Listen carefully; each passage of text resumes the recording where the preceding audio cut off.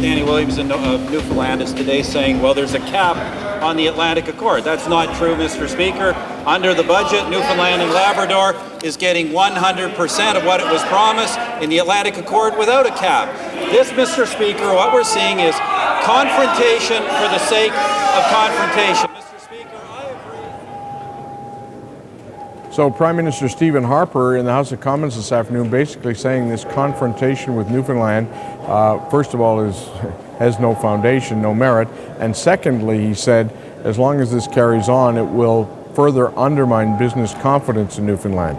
Let's go to St. John's, Newfoundland tonight, where Premier Danny Williams is standing by. Premier, what do you say to the remarks you heard the Prime Minister make during question period earlier today? Well, Mike, if it undermines business confidence, we can thank Prime Minister Stephen Harper for that, because this is not a fight that we picked. This is a disagreement that was commenced by the Prime Minister. He made a promise to it. We're not looking for a confrontation here. You know, I find it repulsive that Newfoundland and Labrador has to stand up and scratch and claw to try and make its case for promises and commitments that were made in writing, Mike. These commitments were made to me in writing on 2 occasions, in national platforms on 2 occasions, to Premier Klein, to Premier Calvert, in a householder that was sent out, a pamphlet that was sent out to tens of thousands of people in our province.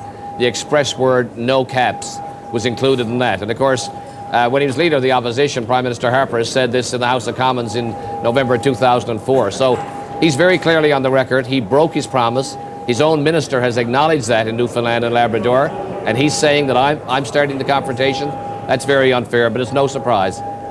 Well, it's interesting here because Loyola Hearn, the Minister of Fisheries, said quite the opposite today, saying Newfoundland has the best of both worlds, etc., etc. You're a Tory. Stephen Harper's a Tory. Today, the Liberal leader, Stéphane Dion, met reporters after question period and said if he's asked, he'll make sure that Newfoundland gets 100% of everything that was on the table. Is this going to turn you into a Liberal? You know, I haven't heard that. It's the first time I've heard it. I'm very appreciative and I'm very pleased that Mr. Dion has made that commitment. You remember it was the Martin government that made the previous commitment to us, that gave us the Atlantic Accord revised, that in fact gave us the $2 billion check in advance, which was opposed. That budget amendment was opposed by Mr. Harper and the Conservative MPs in Newfoundland and Labrador. So the Liberals are living up to their commitments and the Harper government isn't. So I'm delighted to hear that, Mike, quite frankly. Well, I'm hearing through the grapevine that Senator George Baker from Gander has been working very hard on Stéphane Dion on this very file and saying that he's predicting that they could sweep Newfoundland if Mr. Dion takes a leadership role there. What's going to happen here? I mean, the Conservatives have 3 seats in the province. Are they now just thrown to the wolves, or are you going to be knocking door to door for the Liberals? Well, first of all, from George Baker's perspective, George Baker was always a very outspoken advocate for Newfoundland and Labrador, and I thank him for his continued advocacy. The 3 Newfoundland and Labrador Conservative MPs last night voted with the Harper government, with the Bloc Québécois, against Newfoundland and Labrador, as did Nova Scotia MPs against Nova Scotia, as did Saskatchewan MPs against Saskatchewan. And that's unfortunate, and I think they need to be held accountable in their respective provinces. I can't go out and advocate voting for a particular party, but I certainly, in the Conservative situation, am advocating that people not vote Conservative, because they have to look at my experience with Stephen Harper, look at exactly what he stands for, look at the promises that he made that were very clear, which he has broken. And if he's done it to me, and done it to Nova Scotia, and done it to Saskatchewan, he can do it to anyone in the country, and they need to take that under serious consideration.